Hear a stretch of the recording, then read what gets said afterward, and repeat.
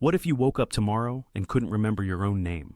Not because of illness, not because of injury, but because your memories belong to a timeline that no longer exists. Sounds impossible, right? But there are people walking among us right now who claim exactly that. They remember futures that never happened, pasts that history never recorded, and lives they can no longer prove were real. These are their stories.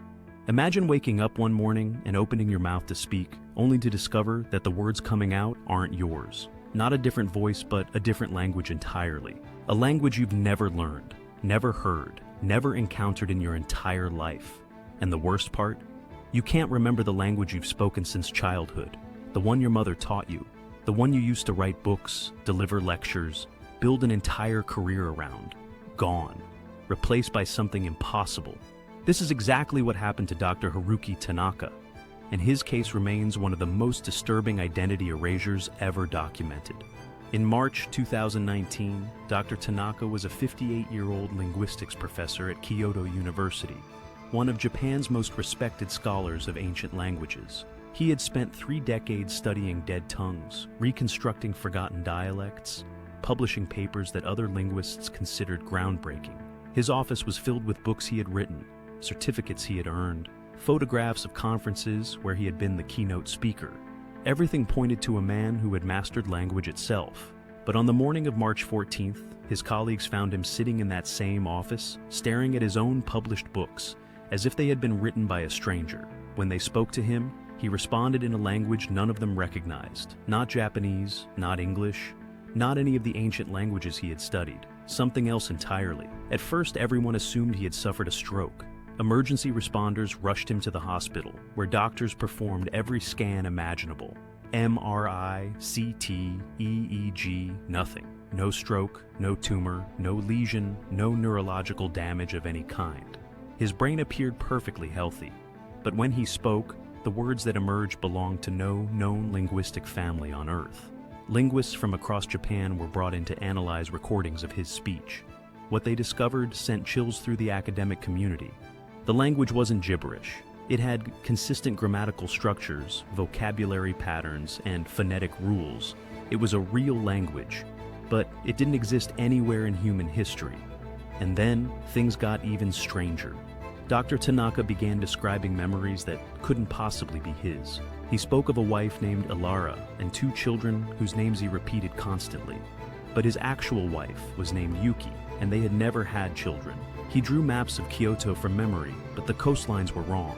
He sketched buildings that had never been constructed and streets that led to places that didn't exist. When shown photographs of his real home, he studied them like a tourist looking at foreign architecture. Over the following months, fragments of Japanese slowly returned to him. But here's what makes this case absolutely chilling. Every time he recovered a Japanese word, a word from the other language vanished. Every time a real memory resurfaced, a memory from his other life disappeared. He was watching 2 identities battle for space inside his own mind, and only one could survive. Dr. Tanaka began keeping 2 journals, one in Japanese, documenting his recovering memories, one in the unknown language, desperately preserving what remained of whoever he had been before.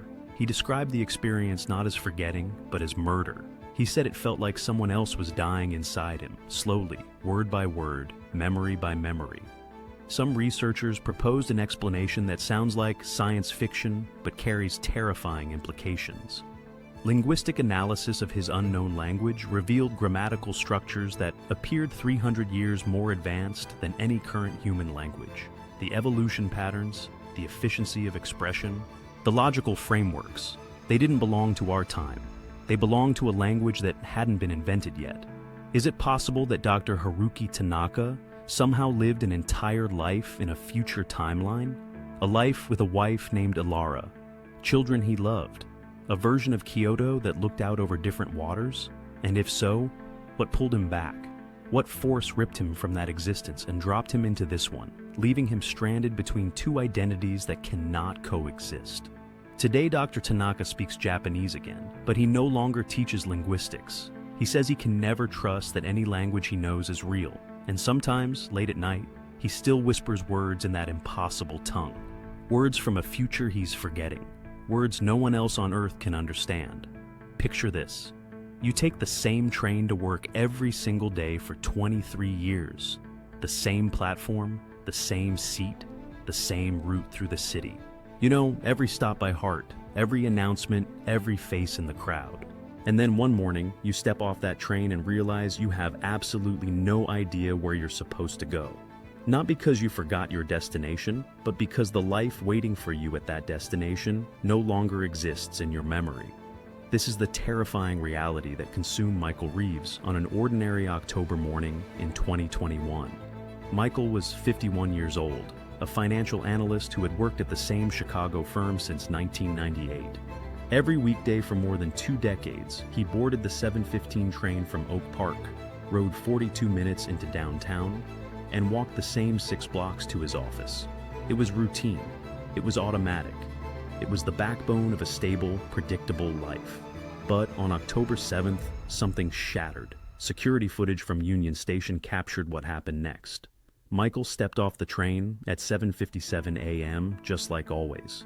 But instead of walking toward the exit, he stopped. He stood completely still in the middle of the platform while hundreds of commuters flowed around him like water around a stone. For 47 minutes, he didn't move. The cameras show him staring at his reflection in the station windows, touching his own face repeatedly, as if trying to confirm that the person looking back was really him. When transit police finally approached, Michael asked them a question that made no sense. He asked what year it was, and when they told him 2021, he collapsed. At the hospital, Michael could recall his life with perfect clarity up until 2008. He remembered his wife, his daughter, his job, his home, but everything after 2008 existed in a fog. 13 years had somehow vanished from his mind, except they hadn't vanished completely. They had been replaced. Michael described memories of events that never happened. He recalled a 2012 presidential election featuring candidates who never ran for office. He remembered his daughter graduating high school in 2019, delivering a valedictorian speech he could quote word for word.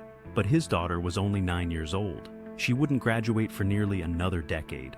He spoke about technologies that don't exist, cars powered by something he called ambient static, buildings that grew organically from the ground rather than being constructed.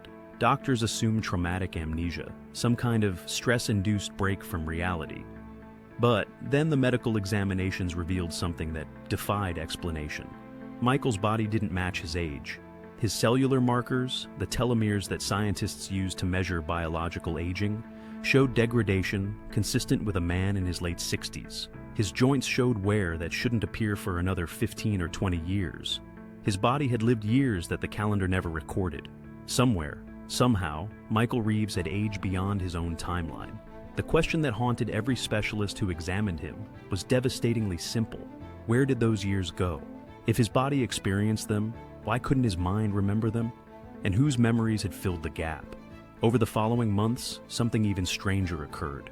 Michael's real memories began returning, pieces of his actual 2008 to 2021, surfacing slowly like debris from a shipwreck. But the other memories, the ones from the life that never happened, they didn't disappear. They remained fully intact, running parallel to his recovering reality. Michael now lives with 2 complete timelines inside his head. 2 versions of 13 years, 2 daughters, one who exists, and one who delivered a graduation speech that never occurred. 2 histories competing for space in a mind that can no longer determine which one is true. He still takes the train every morning, but he doesn't go to work anymore. He just rides, staring out the window at a city that looks familiar but feels foreign, searching for something he can't name. He says the worst part isn't the forgetting. The worst part is remembering 2 lives and knowing that one of them is a lie. But which one? If Michael truly traveled through time, if his body aged through years his timeline never contained, then where did he go? What did he experience? And why was he sent back with memories of a future that was never supposed to be his? Imagine standing in an operating room, your hands steady, your focus absolute, performing a surgery you've done 1,000 times before. The patient's heartbeat pulses on the monitor. Your colleague works beside you, anticipating your every move. 14 hours pass. The surgery succeeds. The patient survives. You shake hands with your partner, exhausted but triumphant. Now imagine meeting that same colleague years later and discovering something impossible. You both remember that surgery with perfect clarity. Every detail, every complication, every moment of tension and relief. But according to every hospital record, that surgery never happened. The patient never existed. And until that very moment, you had never met. This is the disturbing reality that Dr. Isabella Ferreira and Dr. Carlos Mendez stumbled into in 2017. The two surgeons were brought together during a hospital merger in Sao Paulo. Different backgrounds, different specialties, different networks. There was no reason they should have recognized each other, but the moment they shook hands at a staff meeting, both experienced something that defied rational explanation. Overwhelming familiarity. Not the vague sense of having seen someone before, but deep, certain recognition. The kind you feel with someone you've trusted with your life. Over coffee that afternoon, they began comparing notes. What emerged was impossible. Both doctors shared identical memories of a cardiac surgery performed in 2009. They remembered the patient's name, Eduardo Silveira. They remembered his condition, a rare malformation that required 14 hours of painstaking reconstruction. They remembered the complications, the moments when they nearly lost him, the specific techniques they improvised under pressure. They remembered his recovery, his gratitude, the jokes he made about owing them his life. But when they searched hospital records, Eduardo Silveira didn't exist. No admission file, no surgical report, no discharge papers. The databases showed nothing. Both doctors had verifiable alibis for 2009, working at different hospitals in different cities. According to every piece of documented evidence, the surgery couldn't have happened. Yet they could both draw the same diagrams of Eduardo's heart from memory. They could describe the same surgical approach, the same instruments used, the same moment when his blood pressure dropped and they thought they'd lost him. The details were too specific, too consistent to be coincidence or delusion. And then the circle grew wider. They discovered 3 nurses who also remembered assisting on the surgery.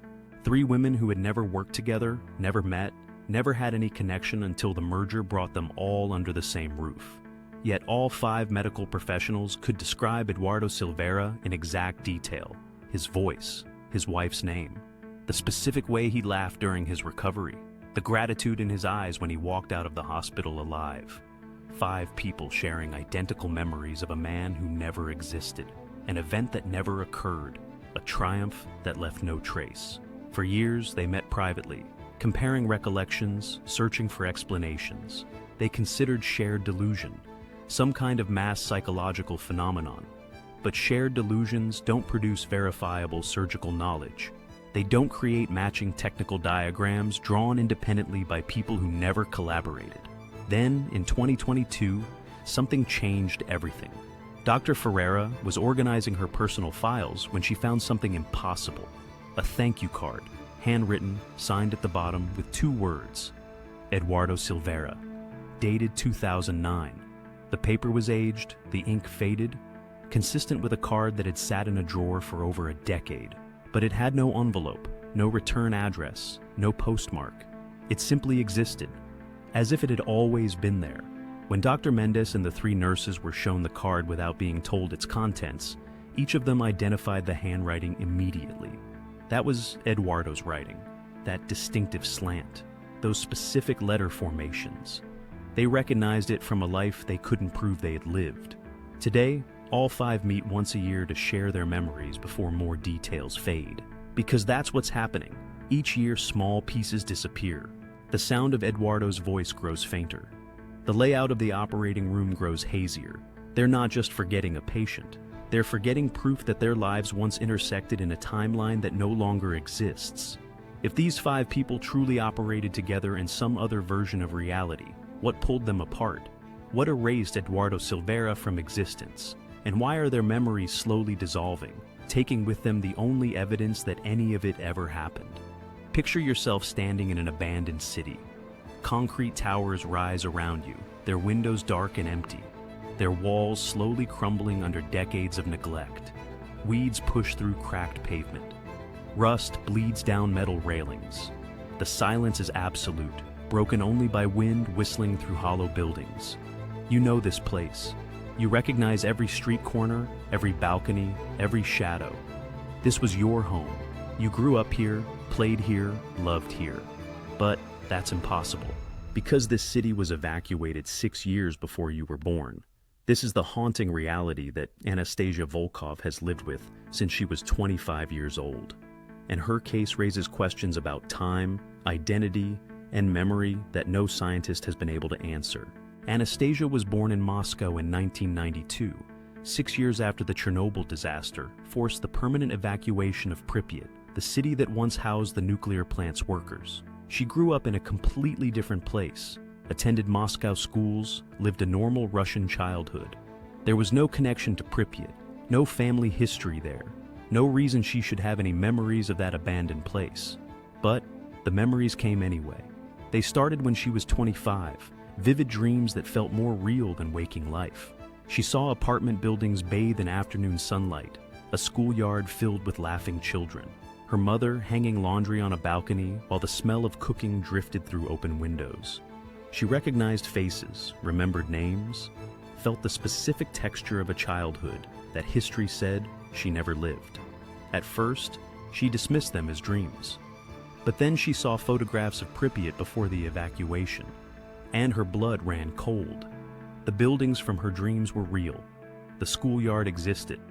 The balcony where her mother hung laundry matched an actual apartment in an actual building that had stood empty since 1986.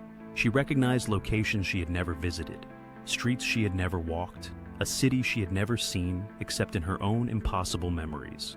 And then she found the photographs. In a box of her late grandmother's possessions, Anastasia discovered a collection of old Polaroid pictures. They showed a young girl, perhaps 5 or 6 years old, playing in locations unmistakably identifiable as Pripyat. The Soviet architecture, the specific playgrounds, the iconic Ferris wheel visible in the distance. The photographs were clearly taken before the disaster, in a city that still lived and breathed. The girl in the photographs looked exactly like childhood pictures of Anastasia herself. Photo analysis confirmed the Polaroid film stock was consistent with early 1980s manufacturing. No digital manipulation, no signs of forgery. The photographs were genuine artifacts from a time before Anastasia existed. Desperate for answers, Anastasia traveled to the Chernobyl exclusion zone. What happened there defies explanation. Without a map, without guidance, she navigated the abandoned streets as if she had walked them yesterday. She led her guides to specific buildings, specific apartments, specific rooms. She found the balcony from her memories, the view exactly as she remembered it. And in one crumbling bedroom, she discovered something that stopped her heart. Scratched into the wall, in childish handwriting preserved by decades of abandonment, was a single word: Nastya. The nickname only her immediate family had ever used for her. Historical records revealed that a family named Volkov had lived in that exact apartment until the 1986 evacuation. They had a daughter named Anastasia, born in 1980. That girl died of radiation-related illness in 1988 at 8 years old. The dead girl shared Anastasia's name, her nickname, her face, her exact birthday. Today, Anastasia lives with memories of 2 childhoods, one in Moscow, documented and verifiable, one in Pripyat, impossible but viscerally real. And the memories of Pripyat are fading. Each year, the details grow hazier, the faces less distinct, the streets harder to recall. She says the forgetting is the worst part. Not because she's losing memories, but because she's losing proof. Proof that somewhere, in some timeline, another Anastasia existed. A girl who died at 8, whose life was cut short by disaster, whose memories somehow survived in a body that wasn't born until years later. Is Anastasia remembering a past life, a parallel timeline? Or is she slowly forgetting the only evidence that the other Anastasia ever existed at all? Most people click away before the next case, but those who stay discover the stories that change everything. Subscribe now so you don't miss what's coming. Imagine spending your entire career designing buildings. Decades of blueprints, calculations, and precise architectural visions brought to life in steel and concrete. You retire, donate your life's work to a university archive, and assume your legacy will gather dust in some forgotten storage room. But then students discover something buried among your papers. A building you designed 50 years ago that matches almost perfectly a structure that won't be announced until decades after your death. This is the impossible mystery surrounding Heinrich Müller, and it challenges everything we think we know about time, memory, and creation itself. Heinrich Müller was a prominent architect in West Berlin during the Cold War. For 40 years, he designed government buildings, corporate headquarters, and research facilities across Germany. His work was respected, methodical, precise. Nothing about his career suggested anything unusual. He was simply a man who understood how to turn blueprints into reality. In 2020, at 84 years old and with his health declining, Müller donated his complete archive to a Berlin university. Thousands of blueprints, sketches, correspondence, and project files spanning 5 decades of architectural work. The university accepted the donation gratefully and began the slow process of cataloging everything. That's when they found it. Buried among routine projects from 1972 was a complete blueprint set for a building labeled Temporal Research Institute Munich. The name meant nothing to the archivists. No such building existed, and no record indicated it had ever been commissioned. They assumed it was an unrealized concept, a proposal that never found funding. But the technical details were strange. The blueprint specified infrastructure that didn't exist in 1972. Fiber optic cable routing, when fiber optics were barely experimental. Server room cooling systems decades before servers required dedicated climate control. Even small details like USB port placements in desks, 40 years before USB technology was invented. The blueprint sat in the archive, a curious anomaly, until 2023. That year, the German government announced plans for a new research facility in Munich, the Munich Temporal Research Institute. When architectural students compared the announcement renders to Müller's 50-year-old blueprints, they discovered something that defied explanation: 94% structural accuracy. The building Germany planned to construct in the 2030s matched blueprints drawn during the Nixon administration. Investigators tracked down Heinrich Müller in his care facility. By now, dementia had claimed most of his memories. He couldn't remember his wife's name, his children's faces, or where he had lived. But when shown his own blueprints for the Temporal Research Institute, something flickered behind his eyes. He remembered designing it. He remembered a client, someone from a ministry he couldn't name. He described meetings that felt like dreams, where men in strange clothing showed him models of buildings that hadn't been built yet. They gave him specifications, requirements, technical details he didn't understand, but dutifully incorporated into his designs. And before each meeting ended, they told him something that echoed in his fading mind. "You won't remember this, but the building will remember you." Researchers examined Müller's handwritten notes on the blueprints, looking for any clue about the mysterious client. What they found instead was handwriting that wasn't his. Margin notes in a different hand, corrections and annotations that matched no one in Müller's known circle. They ran the handwriting through analysis software. The match that returned was impossible. The handwriting belonged to the lead architect currently designing the 2023 Munich project. A man born in 1985, 13 years after Heinrich Müller drew those original blueprints. Today, Heinrich Müller no longer remembers his own children. He can't recall the name of the city where he spent his career, but every day his nurses find him sketching the same building over and over. The same angles, the same proportions, the same structure he designed 50 years ago for clients who shouldn't have existed. Did someone from the future commission Heinrich Müller to design their building decades before they were born? Did information flow backward through time, planting seeds in an architect's mind that would bloom half a century later? And if Müller is forgetting everything else, every face, every name, every moment of his life, why does this one building remain burned into his dissolving memory? Some knowledge, it seems, refuses to be forgotten, even when the mind holding it can no longer remember why. Imagine losing your child, the worst nightmare any parent can face, made real in a single devastating moment. You bury her, mourn her, learn to carry the weight of grief that never fully lifts. Years pass. You rebuild some semblance of a life. And then one afternoon, your phone rings, and the voice on the other end is hers, your daughter, alive, confused, asking why you never came to pick her up. This is what happened to Margaret Chen in 2018, and her story is one of the most heartbreaking cases of temporal displacement ever recorded. Margaret's daughter Emily died in a car accident in 2012. She was 16 years old, a junior in high school, killed instantly when another driver ran a red light. Margaret identified the body. She planned the funeral. She stood at the grave and watched her only child lowered into the ground. For 6 years, she lived with that absence, that permanent silence where her daughter's voice used to be. Then, on September 3rd, 2018, her phone rang from an unknown number. The voice was unmistakably Emily's. The same inflections, the same rhythm, the same little laugh she made when she was nervous. She sounded confused, slightly annoyed, asking why Margaret hadn't picked her up from soccer practice. She said she'd been waiting for over an hour. She asked if everything was okay at home. Margaret couldn't speak, couldn't breathe. Her hands shook so violently she nearly dropped the phone. When she finally managed to say Emily's name, the voice on the other end brightened with recognition. "Mom, finally. Where are you?" The call lasted 4 minutes and 23 seconds. Emily had no memory of the accident, no memory of dying, no memory of the past 6 years.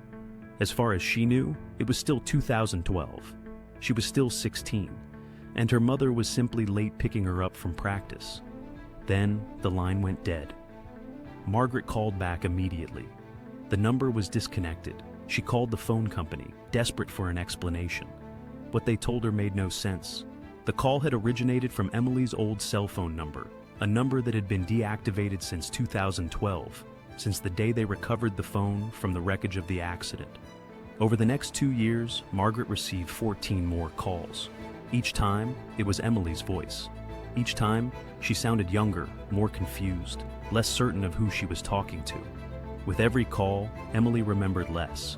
First, she forgot Margaret's birthday, then their home address, then the names of her friends, her school, her pets. The memories were draining away, call by call, as if time itself was erasing her. Voice analysis experts examined recordings Margaret made of the calls. Their conclusion was unanimous and impossible. The voice was genuinely Emily's, not recordings, not artificial synthesis, not imitation. The speech patterns, the micro variations in tone, the specific way she pronounced certain words. It was her. Cell tower data revealed something even more disturbing.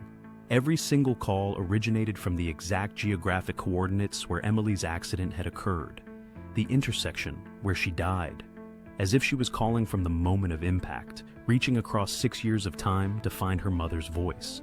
The final call came in 2020. By then, Emily had forgotten almost everything. She didn't remember Margaret's name, didn't remember their house, didn't remember her own life. She spoke only one word, stretched across a failing connection like a hand reaching through fog. "Mom," then silence. The line went dead. No more calls have come since. Margaret Chen still keeps her phone charged at all times, still answers every unknown number, still waits for a voice she may never hear again. If Emily is alive somewhere in time, she's forgetting her mother more each day, forgetting their home, their memories, their love, fading into a void between moments that Margaret can't reach. What's worse than losing your child once? Losing her slowly, across years you can't touch, listening to her forget everything you shared together, hearing her voice fade until nothing remains but a single desperate word echoing across time. If Emily is still out there, still calling, still trying to find her way home, she may no longer remember why. The most disturbing cases are still ahead, and we're only halfway through. If this story shook you, subscribe now, because what's coming next changes everything. Imagine discovering a novel written decades before you were born that describes, in precise detail, an event that hasn't happened yet. The date, the location, the death toll, the war that follows. Everything matches, everything aligns, and the author has been dead for nearly half a century, buried long before the tragedy he described ever unfolded. This is the chilling mystery of Edmund Harlo, and the manuscript that should not exist. Edmund Harlo was a minor British writer who lived and died in obscurity. Born in 1901, he spent most of his life producing forgettable short stories and unpublished novels that never found an audience. He died in 1957, largely unknown, his personal effects boxed up and forgotten in a London estate sale. For decades, no one thought twice about his work. Then, in 2019, a collector purchased a box of Harlo's papers at auction. Among yellowed correspondence and rejected manuscripts was a complete novel titled The Burning Towers. The collector began reading out of idle curiosity. Within pages, his hands were shaking. The novel described two massive towers in New York City struck by aircraft. It detailed the collapse sequence, the clouds of ash rolling through streets, the desperate rescue efforts. It specified the date, September 11th. It estimated casualties within 200 of the actual count, and it described a war without borders that would follow, lasting 20 years. The manuscript was dated 1952, 49 years before the attacks occurred. Investigators subjected the document to every test imaginable. Carbon dating confirmed the paper was consistent with 1950s manufacturing. Ink analysis matched formulations common to that era. The typewriter font corresponded to models Harlo was known to own. Every scientific examination pointed to the same impossible conclusion. This manuscript was genuine, written decades before the events it described.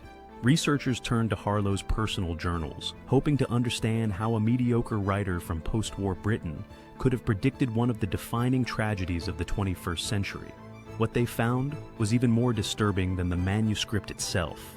Harlo's journal entries from 1951 and 1952 described vivid experiences he called night visions. He wrote about falling asleep in his London flat and waking in a future city he didn't recognize. He wandered streets filled with glowing screens, horseless carriages, buildings that touched the clouds. He spoke to people, learned dates, witnessed events, and each morning he woke in his own bed with memories already beginning to fade. His journals chart a devastating progression. Early entries contain detailed descriptions, names, dates, specific conversations. But as months pass, the entries grow shorter, vaguer, more desperate. Names become initials, dates become question marks. Harlo was forgetting the future, even as he tried to preserve it. His margin notes in the manuscript reveal the tragedy of his situation. Scrawled questions appear throughout the text. Was it 2001 or 2002? 2 towers or 3? Did the war last 20 years or 30? He was editing against his own failing memory, trying to capture details that slipped away like water through fingers. His final journal entry, dated November 1952, contains only one line: "I am forgetting the future. Soon I will forget I ever saw it." Edmund Harlo died 5 years later, believing his visions were fever dreams and his manuscript unpublishable fiction. He never knew that the towers he described would stand, would fall, would change the world exactly as he had written. He never knew his prophecy would prove devastatingly accurate. But here's what haunts researchers who study his case. The manuscript clearly went through multiple revisions. Harlo was fighting to preserve warnings that were dissolving in his mind. If he saw September 11th, what else did he see? What other catastrophes did he witness in those night visions, only to forget them completely before he could write them down? Somewhere in Edmund Harlo's fading memories were warnings we will never receive. Disasters he tried to document but couldn't remember clearly enough to describe. Futures that slipped away before they could be preserved. The cruelest part of his gift wasn't seeing the future. It was watching himself forget it, knowing that each lost memory might have been a warning that could have saved lives. What did Edmund Harlo see that we'll never know? What warnings died with his fading mind, erased before they could ever reach us? Imagine scrolling through photographs of the world's worst disasters, tsunamis that swallowed coastlines, earthquakes that leveled cities, nuclear meltdowns that poisoned entire regions. And in the background of image after image, you notice the same face, the same man, the same age, wearing the same gray jacket, standing amid the wreckage across continents and decades. Impossible. And yet, there he is. This is the deeply unsettling case of David Whitmore, the man who appeared everywhere but remembers nothing. Internet researchers first noticed the pattern in 2016. Someone on an obscure forum posted a collection of disaster photographs spanning 12 years and asked a simple question: why does the same guy keep showing up? The post went viral. Within weeks, thousands of people were scouring archives, news footage, and documentary stills. What they found defied explanation. The man appeared in at least 34 verified photographs from 12 different disaster sites across the globe. The 2004 Indian Ocean tsunami, the 2010 Haiti earthquake, The 2011 Fukushima nuclear disaster, Hurricane Katrina, the Sichuan earthquake, floods, fires, and catastrophes on nearly every continent, always in the background, always seemingly helping survivors, always wearing the same gray jacket with the collar turned up, same face, same posture, same apparent age, spanning events separated by thousands of miles and many years. In 2019, facial recognition technology finally identified him. David Whitmore, 52 years old, a disabled veteran living on Social Security in a small apartment in Cleveland, Ohio. Investigators tracked him down, expecting to find a world traveler, a disaster response volunteer, someone with a logical explanation for his impossible presence. What they found instead was a man who hadn't left his apartment in over a decade. David suffered from severe agoraphobia following his military service. Medical records confirmed continuous local doctor visits during dates he supposedly appeared overseas. His passport contained no stamps. His neighbors confirmed he never traveled, never left, barely even opened his door. According to every verifiable fact of his life, David Whitmore couldn't have been at those disaster sites. But when shown the photographs, something strange happened. David recognized some of them, not as images he'd seen, but as places he'd been. He described pulling a child from rubble in Haiti, the weight of the small body, the dust coating his throat. He recalled water rushing through Thai villages, the screaming, the desperate scramble for higher ground. He remembered the sound of Fukushima's reactors, a sound no recording has ever captured, a deep groan like the earth itself was dying. He remembered being there. He just couldn't explain how. And then the physical evidence began to manifest. After recalling his memories of Haiti, David developed a scar on his forearm that hadn't existed before. Doctors examined it, confused. The tissue was real, fully healed, consistent with an injury sustained approximately a decade earlier. The scar matched an injury visible on his arm in the 2010 Haiti photographs. His body remembered what his mind couldn't access. More memories surfaced, and more physical traces appeared. A faded burn mark corresponding to Fukushima. Calluses on his hands matching the ropework visible in tsunami rescue photos. His body was a map of heroism he couldn't recall, evidence of lives saved in disasters he had no memory of attending. David Whitmore now lives with scars from catastrophes he doesn't remember surviving. Proof carved into his flesh of courage he can't explain. If some version of him traveled to these disasters, pulled survivors from wreckage, and risked his life across decades and continents, why can't he remember? Why do only the wounds remain, while the memories fade? Some researchers believe David is a temporal first responder, someone displaced through time to moments of crisis. His memories wiped after each mission to protect the integrity of the timeline. Others think he's fragmenting, pieces of himself scattered across disasters, slowly forgetting each journey until only the physical evidence remains. David doesn't know what to believe. He only knows that his body tells a story his mind can no longer access. Somewhere, somewhen, he was a hero. But that hero is fading, memory by memory, leaving behind only scars and silence, and a man who can no longer remember the lives he saved. Imagine sitting in your living room on an ordinary evening in 1977. The television flickers with the evening news, familiar voices discussing familiar topics. And then, without warning, the screen goes dark, static hisses, and a voice breaks through that doesn't belong to any broadcaster, any station, any known source. A voice claiming to come from the future, warning you about a sickness that will erase humanity's memory, a sickness that has already begun. This is the bizarre case of the 1977 broadcast and the dying woman who claimed, 44 years later, that she was the one who sent it. On November 26, 1977, television signals across parts of the United Kingdom were mysteriously hijacked. The most famous incident, known as the Vrillon broadcast, interrupted evening news with a voice claiming to be an extraterrestrial representative. That incident has been widely documented and debated for decades. But on that same evening, a smaller regional station experienced a separate, lesser-known interruption. This broadcast was different. The voice didn't claim to be alien. It claimed to be human, speaking from the year 2011. And its message was far more terrifying. The voice warned of something it called the forgetting sickness. It described a future where time travelers returned from their journeys unable to remember their original timelines. At first, only the travelers were affected, then the witnesses who encountered them. Then, slowly, everyone. Memories dissolving, histories erasing, languages disappearing, entire civilizations forgetting they ever existed. You will begin to forget, the voice said. First the travelers, then the witnesses, then everyone. The broadcast lasted less than 3 minutes before the signal was restored.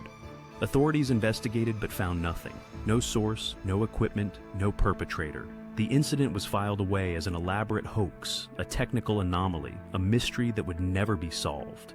Then, in 2021, a paranormal researcher received a letter from a hospice in northern England. A dying woman wanted to confess something before she passed. Her name was Evelyn Moore. She was 67 years old, and she claimed she had sent the 1977 broadcast, but not from 1977. Evelyn described a future where time travel had become possible, but carried a terrible price. Every journey through time damaged the traveler's memory. Short trips caused minor gaps. Longer journeys caused severe amnesia, and the effect was contagious. People who interacted closely with travelers began forgetting too, as if the sickness spread through proximity. By 2089, she said, the forgetting had reached epidemic proportions. Entire generations couldn't remember their grandparents. Languages lost speakers faster than they could be documented. History books contradicted each other because no one could agree on what had actually happened. Evelyn was part of a desperate team that developed a plan. They would send warnings backward through time, hoping earlier generations could prevent the catastrophe before it began. She volunteered to transmit the message to 1977, early enough to make a difference, but recent enough for the technology to carry her signal. The journey worked. Her warning broadcast successfully. But the trip itself damaged her memory so severely that by the time she returned to her own era, she had forgotten most of what she came to prevent. She spent decades piecing together fragments, writing notes to herself, trying to reconstruct the warning she had risked everything to deliver. But the details kept slipping away. By the time she found herself in 2021, stranded in a timeline she barely recognized, she could no longer remember sending the broadcast at all. She only knew it happened because of notes she'd written years earlier in her own handwriting. Her final note, scrawled on yellowed paper, read simply, "They're already forgetting. The travelers, the witnesses, everyone." Evelyn Moore died 3 days after her confession. Her last words, whispered to a nurse who barely heard them. "I can't remember why I came back." If Evelyn truly traveled through time to warn humanity, the cruelest irony is that she forgot the very catastrophe she tried to prevent. Her warning reached us in 1977, dismissed as a hoax, and now, decades later, only her fading notes remain.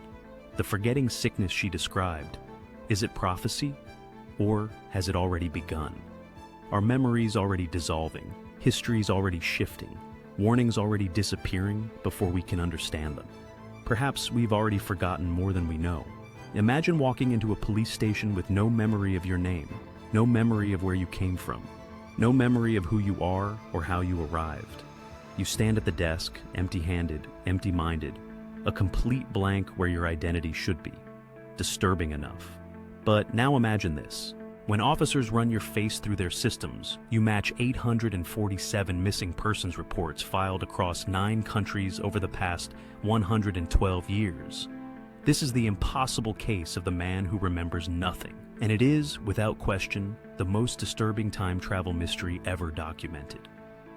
In early 2023, a man walked into a Buenos Aires police station, appearing calm but deeply confused. He looked approximately 40 years old, healthy, well-groomed. He spoke fluent Spanish with no discernible accent. He carried no wallet, no phone, no identification of any kind. When asked his name, he simply stared, as if the question made no sense. Officers assumed a standard amnesia case, perhaps a medical episode or psychological break. They photographed him, fingerprinted him, ran his face through international databases expecting minimal results. What came back crashed the system. Facial recognition matched him to missing persons reports spanning from 1911 to 2022. 847 matches across Argentina, Brazil, Germany, Japan, the United States, and half a dozen other nations. Different names, different eras, different circumstances, but the same face, the same features, the same man, apparently unchanged, appearing in photographs taken more than a century apart. Investigators initially assumed a database error. They ran the search again. Same results. They brought in specialists who examined the historical photographs individually, comparing bone structure, ear shape, the specific geometry of facial features that remain constant regardless of age. The conclusion was unanimous and impossible. These photographs showed the same person. The man had no explanation. He had no memories at all. When shown photographs of his alleged previous identities, his body reacted violently before his mind could process what he was seeing. Seizures, nosebleeds, temporary blindness. His nervous system recognized something his consciousness couldn't access. During one particularly severe episode, he began speaking languages he claimed not to know: Portuguese, German, Mandarin. Each language corresponded to the nationality of one of his previous identities. His mouth formed words his mind didn't understand, as if separate selves were fighting for control of the same voice. Medical examination revealed something perhaps even more disturbing. Brain scans showed neural pathways that appeared artificially suppressed, as if vast stores of memory existed, but had been deliberately locked away. The architecture of remembering was present. The memories themselves had been walled off, inaccessible, hidden behind barriers that no normal psychological process could explain. Investigators attempted hypnosis as a last resort. What emerged changed everything. Under hypnotic regression, the man accessed fragments of something vast and terrifying. He described thousands of journeys, thousands of identities, thousands of arrivals in unfamiliar times and places. He spoke of being reset after each displacement, his memories erased to protect what he called the integrity of the transit. He described controllers, unseen figures who managed travelers like him, ensuring they never accumulated enough memory to understand the system they served. His voice changed as he spoke, cycling through accents, through languages, through what sounded like different people sharing the same throat. And then he said something that silenced everyone in the room. "I've done this thousands of times, I always forget. But somewhere, I'm still everyone I ever was. And they're all forgetting too." He emerged from hypnosis with no memory of what he'd said. Today, the man remains in Buenos Aires, unable to leave, unable to remember, unable to prove he ever existed anywhere else. He keeps a journal, writing down everything he experiences. But each morning, he finds entries he doesn't remember making, words in his own handwriting describing thoughts he can't recall thinking. 847 people across 112 years, all with the same face, all vanished, all forgotten. If he is truly a traveler being reset again and again, how many lives has he lived? How many identities has he worn and discarded? And how many others walk among us right now, carrying memories of existences they can no longer reach, forgetting more each day, until nothing remains but a face with no name and a past with no proof? The most terrifying question isn't who he was, it's who he'll become next. Every case you've heard shares one terrifying thread. The forgetting isn't accidental. Something, or someone, is erasing these travelers, memory by memory, until only fragments remain. Perhaps time travel comes with a price we can't afford, or perhaps the greatest journeys require the greatest sacrifice, becoming no one, remembering nothing, fading into a gap between timelines. If even one of these stories is true, then reality is far more fragile than we dare believe. Subscribe now and join the few who question what everyone else forgets. Which case disturbed you most? Tell us in the comments before you forget why it mattered.